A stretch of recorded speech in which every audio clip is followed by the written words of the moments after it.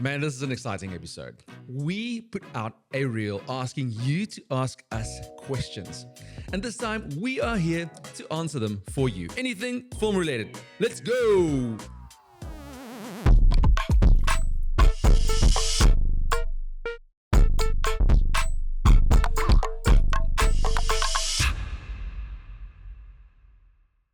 And to answer these questions will be me, but to ask these questions, we have our project manager, George, in the studio. George, welcome to the show. Thanks, Jacobus, from the best smile and hair in the industry.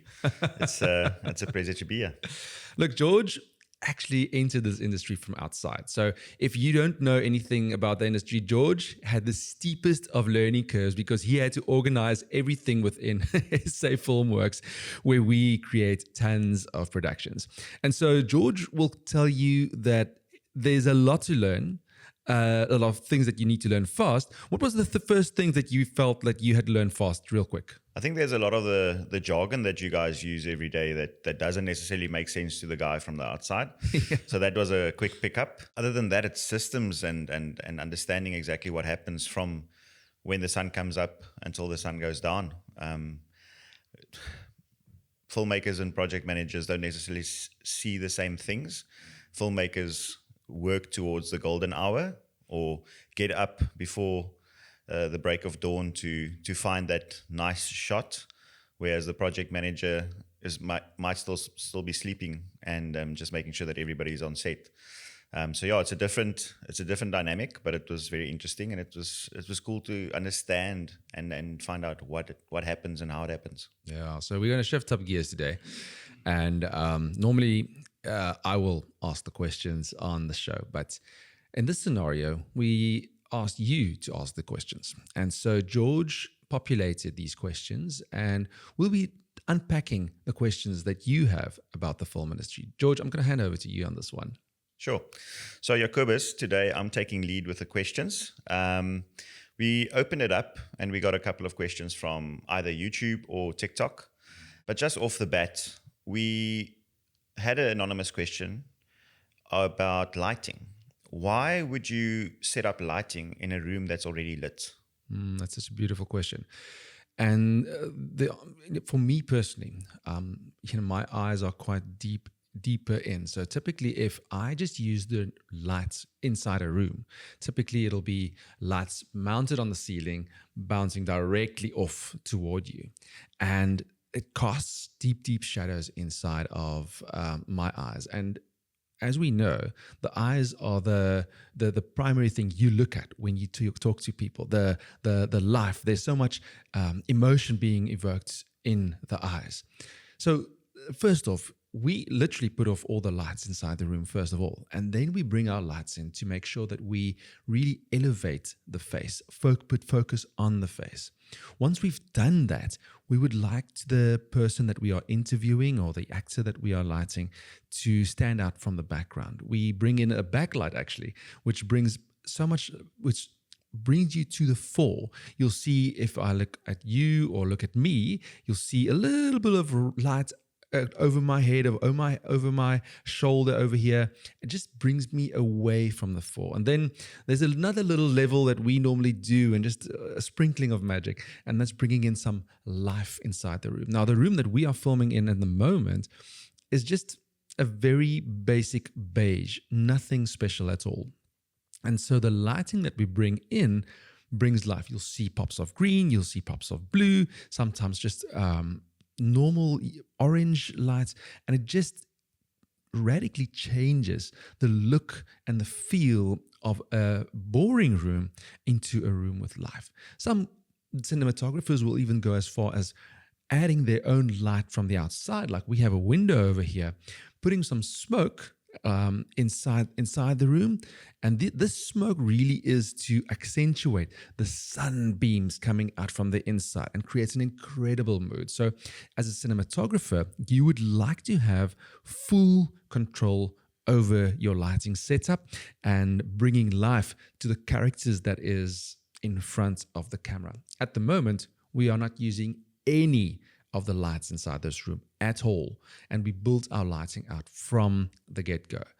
When you start in a very boring room like this, you'll start with, we call it blocking. So just put up the camera, get the shot where you think more or less everything will work together, and then start with your lighting. Where will the person sit? Light that person. Then your fill light, your backlight, and eventually your set lights as well. That's fantastic, Jacobus. So if I understand correctly, you can manipulate a room, a boring room, into something that looks cinematically beautiful with lighting only. Yeah, and then that really comes with playing every day. Every time you go on set, try something new, try something you've learned. Go on YouTube, find some interesting lighting techniques. Look, we use the lights that we have, but in different ways every time, and try something new until we really find that we have a certain look and feel that we love, the signature to us. But you'll see inside of SA Filmworx specifically, we have various filmmakers, and each of them has a very different approach to lighting as well. But there are certain rules that you have to abide. There's the key light, there's the fill from the side, and then there's a backlight. So there are those three lights to start off with. And then from there, once you know those kind of lighting rules, I would say, you can start playing. I think in our case, specifically with the projects that we go on, the lighting is very specific to client as well. Each client has a mood. Each client has an idea of what the set would look like, and changing up the lights for them adds to their production. Yeah, and what does the room allow you to do? And so if the room is small, you don't have you need to play with a little bit of space and allow. And in this scenario, we have two people sitting on counter, so we need room, we need space, and I prefer personally to keep the guests far away from the background. So I want this background to breathe. In this specific scenario, we rather decided to say, hey, we love this outside window light coming from the back, so let's rather pop some color onto the walls and use the natural light that we already have. Okay, so moving on to the next question.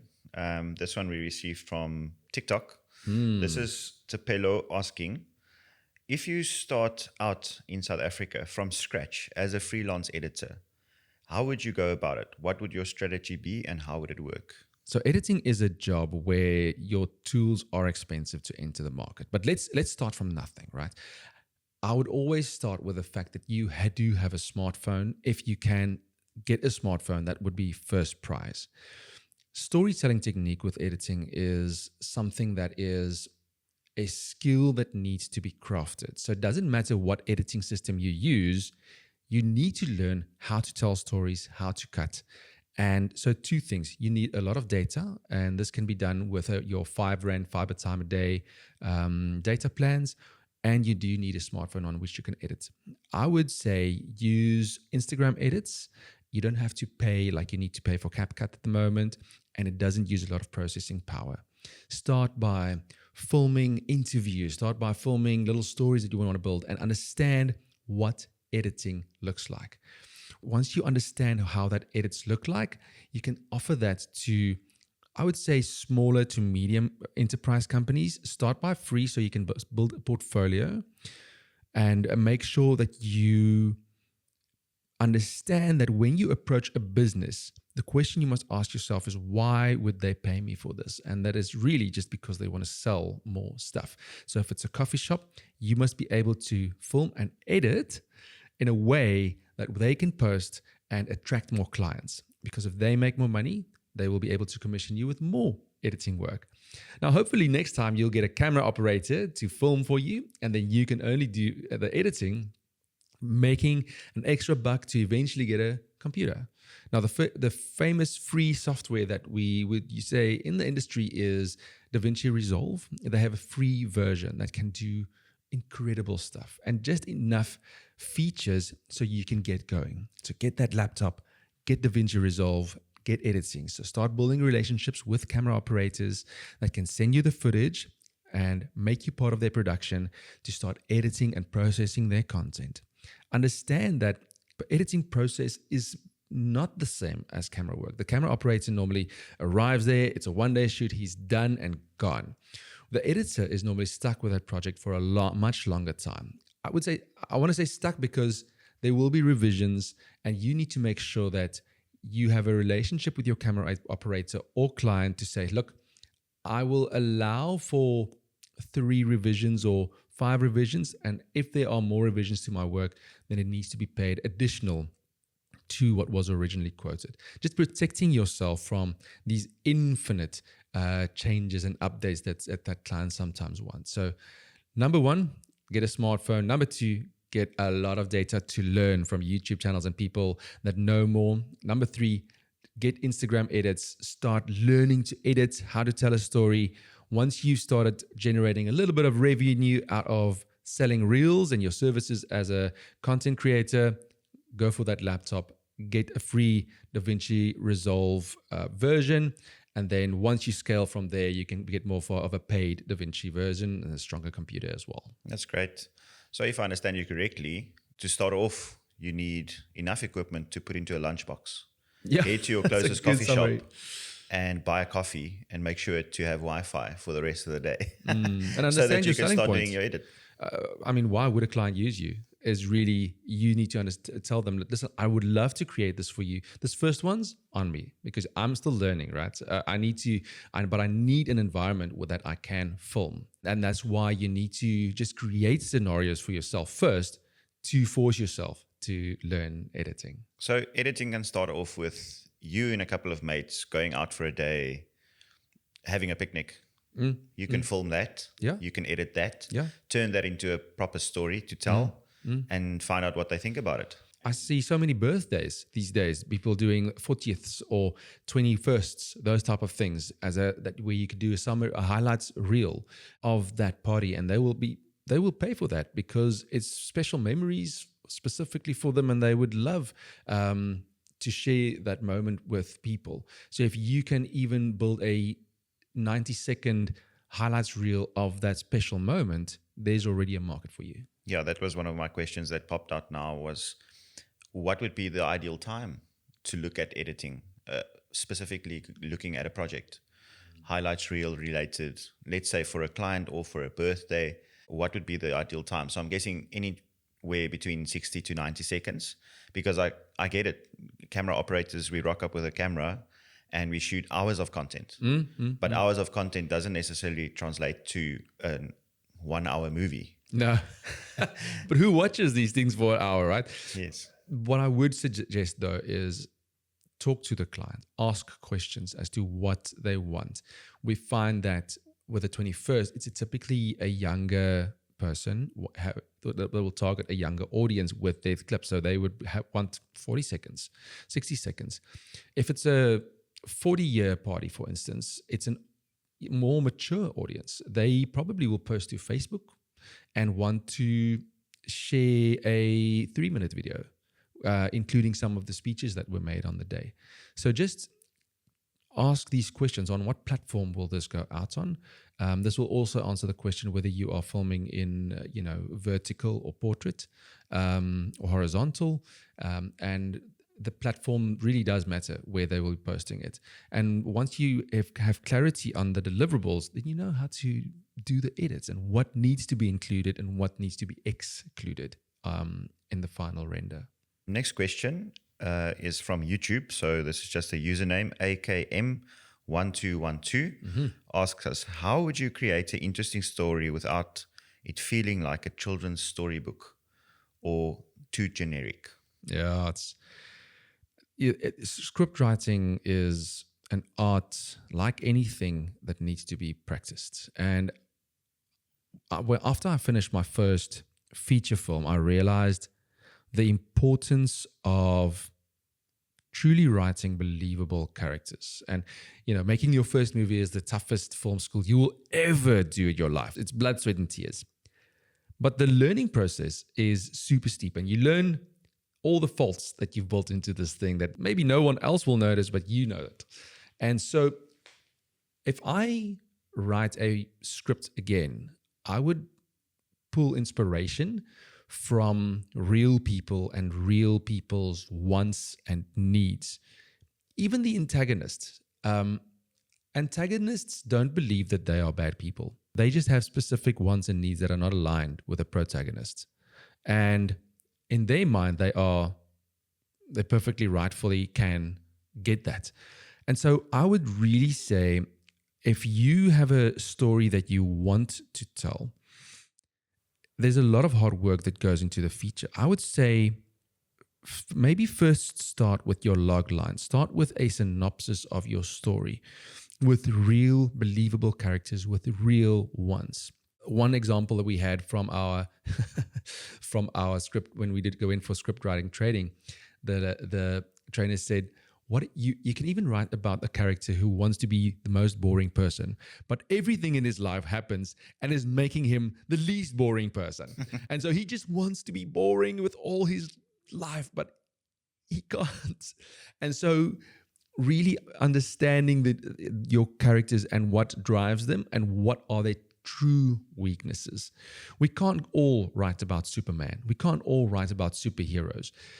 But even Hollywood is trying to make superheroes believable human weaknesses, believable human traits for us as humans to connect with these characters.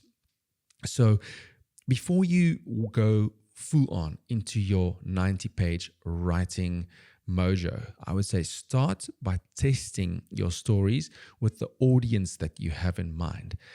Whether it is even using AI to visualize your first trailer of that movie and showcasing it to that audience. If it's women between 20 and 30, create something before you've even full on written it, show it to them and ask them, would you watch this movie? If they say no, you've saved yourself so much time and hardship of writing. If they say yes, ask them, what was the components that you liked? What didn't you like? And write for that audience. Really understand your audience and what they watch is such a vital part of this writing process. You have to see your movie or TV series as a product. It's still a product that consumers need to consume. And if they don't watch it, then it's going to be even harder to do your second one. So I would say, like any typical product, do your market research, understand who your market is and what their behaviors are. Behaviors meaning, what do they watch on Netflix in the evenings, and build something out for them. Even test it, even with some visual components. And once you understand that, then you can start committing to how will you unpack this entire 90-page script. So can I make the assumption and say that personal experiences add a lot to your writing style? Building a story and also listening to other people's stories helps you create better stories. Absolutely. I mean, we will all write from a subjective point of view, how our characters will unfold, our beliefs, how we've grown up, or will always be infused in the way that we write our story and the perspective that we will do our story. Definitely. But make sure that even if you think about how you felt when you were grade 5 in primary school, those emotions, those uncertainties, that is typically what your character will experience as well during primary school. And so you can bake that into that specific character, even if it's not maybe the primary character. Now you understand the child maybe of the character's perspective. And so that makes your characters so much more believable, and it helps you to create something that is authentic, something that your market will resonate with. I want to feel something. When I go to the movies, I want to escape. And escapism is what you are offering your clients. So another anonymous question that we had coming through was, why would you mic up a client or have these fantastic podcast mics at your face if the camera already has a microphone built in? What would the reasoning behind that be? Yeah, so for me to rather focus on the content that I am saying, instead of trying to be heard by a camera that is standing over there, I'd rather put a microphone closer to the person so that I can focus on the story that I am telling you, instead of constantly trying to think about the technical component of, can the camera hear me? The camera is quite far. So if I talk at the noise level that I am talking right now, that camera will barely hear me. And yes, some of these cameras have very good microphones on. But if I remove this microphone from here, my voice will bounce on the walls before it reaches that microphone as well. And that makes it that for a bit of an echoey, thin sound. And yes, there are amazing AI tools to try and save audio these days, but they are not in a place at all to create this studio quality that we have here. Now, this microphone that we are using is specifically designed for podcasts, and it only allows, it's almost like a little invisible barrier where it only allows the sound around the microphone to be heard and eliminates noise around it. So if there was like a big truck outside, you wouldn't really hear it. And then you get omnidirectional microphones, which are mostly the lapel microphones that we attach on the shirts. And they hear 360, but they hear the voice that is closest to them best. And so we always want to create a scenario or environment first where it's quiet. And if we can't, we need to place the microphone close-ish to the mouth to be enabled for the final viewer to have clear audio once we go out. We have some tools to clean up some of the noise, but the first prize will be to, on the day, have the audio clean and clear to make sure that there's an optimal viewer experience and the messaging gets across properly. Another question from our YouTube channel is DON390 asks, how would you start from nothing? And I'm guessing he's asking from a videographer side or a production side. How would you start from nothing? So because Filmworx is based in South Africa, I believe he's also based in South Africa, we have to talk about a South African context. And so in South Africa, we have a very specialized corporate area, and then we have an informal economy as well. And so to a large extent, sometimes you're in a position where you have to start from zero, meaning, how do I just get into this industry? It feels like there's a bunch of people doing work all the time. How do I just start? I love telling stories. I want to start doing this. How can I do it? And I really want to break this down as a very practical tool. But there will always be starting costs involved with anything. And so the starting cost in this scenario will be, again, back to a phone.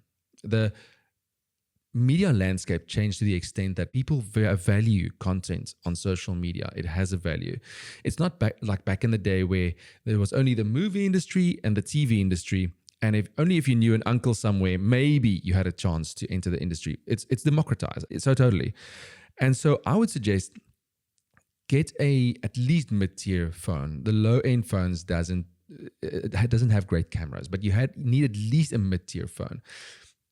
We've touched on this with editing, but you will need Instagram Edits, which is a free tool from Meta, to film on the phone and then edit on the phone as well. However, apart from that, I get contacted by a lot of potential content creators, but the moment they contact me, they just out of the blue send me a WhatsApp. Their online presence is zero. Their WhatsApp picture is looking terrible. So you need to build yourself some credibility online as well. Get a proper, clean profile photo for LinkedIn, for WhatsApp. Make sure that when you engage with a potential client that you already have built some sort of portfolio. And that again means doing some parties, starting off for free, learning how to edit, learning how to tell a story. And then because you have some sort of credibility, you've already gone through the hoops, done this, you can now show this to potential paid clients, saying, listen, I'll do the first one for free to show you how I'm offering you value to make more sales. The next one will go into a paid partnership. So starting off with filming on your phone, doing interesting tricks. Again, you need a lot of data. You need to watch YouTube videos. You need to learn yourself. You need to ask the right questions constantly. Why is my lighting so bad? My shot was a little bit shaky. Is there a way to stabilize it in my editing software? Those questions are still relevant when you have all the best gear in the world. You still need to get great shots. You still need to get great lighting. So whether it's a phone or a Arri, it's the same thing. So getting those disciplines down and really understanding how to sell yourself. Selling is such a large part of this game. Understanding how to engage with clients. These days, you even have AI assistants to help you write a proper email of to what value you are bringing to companies. But again, it can't be Johnny12345@gmail. You need to get a proper, even if it's like a company name, georgeproductions@gmail.com, because it's a free domain. Start there and reach out in a professional manner. Put your in that icon, put your profile face in that icon. Make sure that you are constantly every day filming something new. Get your friends, like you said, George, to pose as models in beautiful environments. You are going to have to get out there. Filming is the art and craft of creating and essentially capturing beauty. And that's not going to happen on your couch in front of the Netflix TV. You will physically have to get out there, surround yourself with an environment and people that you can start learning to direct. And once you start building some sort of income there, then I would say look on Facebook Marketplace for your first more professional camera. I actually started first with an editing system because I realized that I can still rent cameras, but if there's a lot of revisions on work that I've done because I'm still junior, I still need to learn to properly edit, I can't rent a computer the whole time. So I started personally with an editing system first and then got the camera. And PCs, editing PCs are the most affordable ones.